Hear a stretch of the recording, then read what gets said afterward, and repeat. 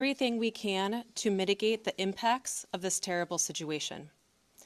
The city's Emergency Operations Center continues to be activated, as it has throughout the surge in federal agents over the last few weeks. We are tracking impacts and coordinating the city's response to this situation, which is having profound repercussions in our community. I can't underscore enough how much Operation Metro Surge is impacting our city. Families with loved ones detained and those who are afraid to be in public lest they become targets need help accessing the most basic necessities like food, housing, and rides to school. Businesses are shuttering and our local economy is severely impacted, which means families are suffering, just as we were rounding a corner in our recovery. Many of our Minneapolis residents, my neighbors, my friends, my community members, are ceasing participation in public life, afraid to even go to the doctor. In response, the city enterprise continues to utilize our entire emergency apparatus. That means staff across departments, often around the clock, are putting their regular jobs on hold in order to respond to the impacts of Metro Surge. I want everyone to know there are numerous resources available to community members right now. We have mental health help available. We have food assistance, housing and rental assistance, legal help. We are sharing information about what to do if you are exposed to tear gas, pepper spray, or other chemical agents, and the state AGs and ACLU are collecting reports of rights violations.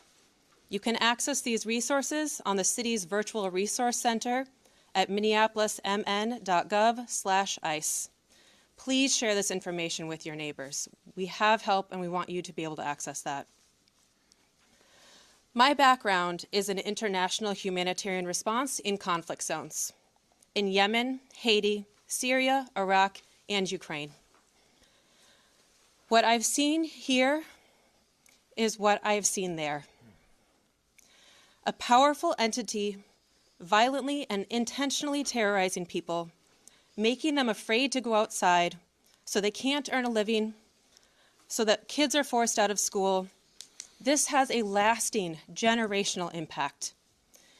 People can't plan a single day of their lives because they don't know who is around the corner and if their family member or neighbor is about to be taken away.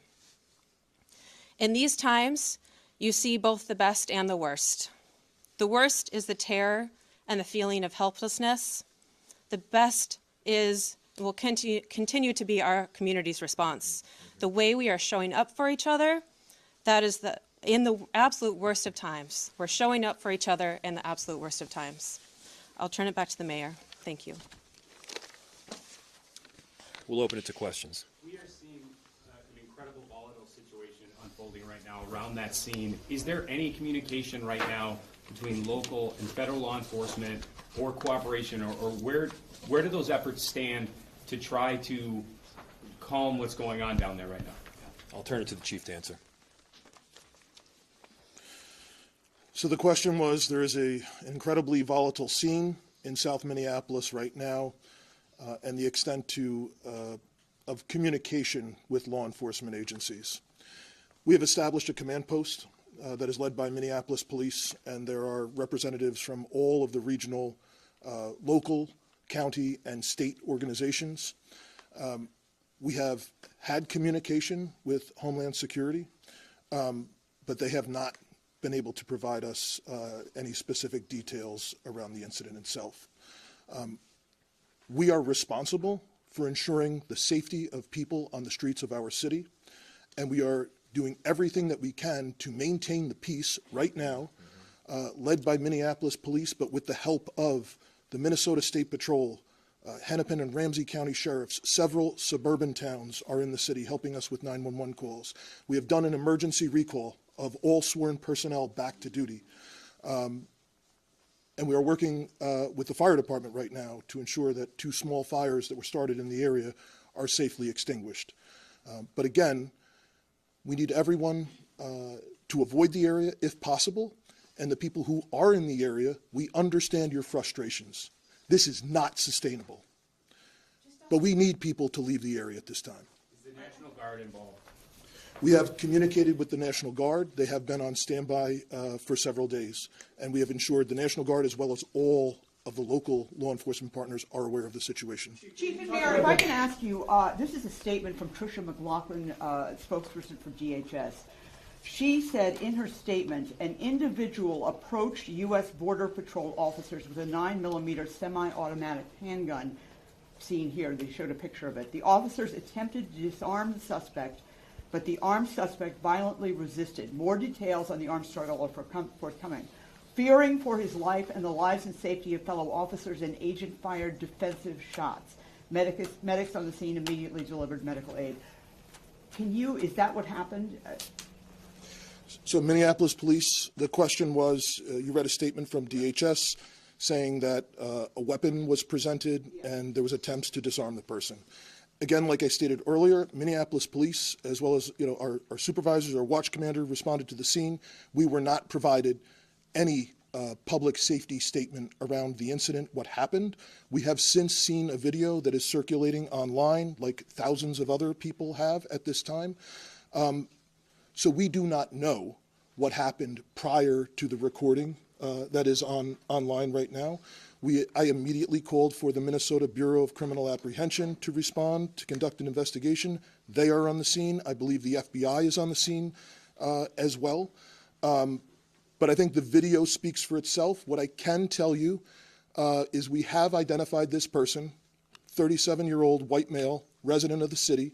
The only interaction that we are aware of with law enforcement has been for traffic tickets, and we believe he is a lawful gun owner with a permit to carry. Chief, can you clarify, was MPD cut out of this investigation? Has the BCA been cut out like we've seen from the two previous shootings? The question was, has MPD been cut out of the investigation, and has the BCA been cut out? As I stated, I immediately requested the BCA to respond. It's my understanding that they are on the scene. I have not heard anything otherwise.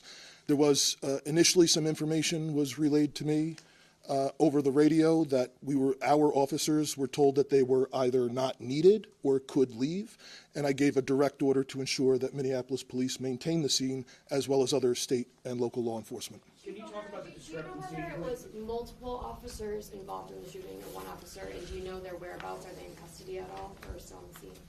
So the question was is there multiple officers involved in the shooting? That is the preliminary information. That is our understanding, that it was more than one law enforcement officer involved in the discharge. And again, there is public video that shows several law enforcement officers in a scuffle with someone. Can you talk about the discrepancy? Initial reports said that the victim here was 51 years old. The information that you have, where's that from? So the question was, initial reports said the victim was 51. The information that I have is we sent Minneapolis police officers to the hospital with the individual who was shot, and they have since identified that person. Two more questions. Do you have a name of the individual who was shot? I do, and I'm not releasing it. Are you able to talk, have you been able to talk with top ICE and Border Patrol officials to ask them to please be in on this, or have you talked to them, or have you been rejected? The question was, have we talked with federal law enforcement to be in on this? We have had conversations with Homeland Security Investigations this morning. We are told they do not have any information to share at this time, but we will attempt to maintain those communications going forward. Do you believe that? Do you believe that they have no information to share at this time? The question was, do I believe that they have no information to share at this time? I don't know if the individual that we were in contact with would or not. This is a Saturday morning, and just like it was for us, it was a scramble to do an emergency recall and to get people to the scene.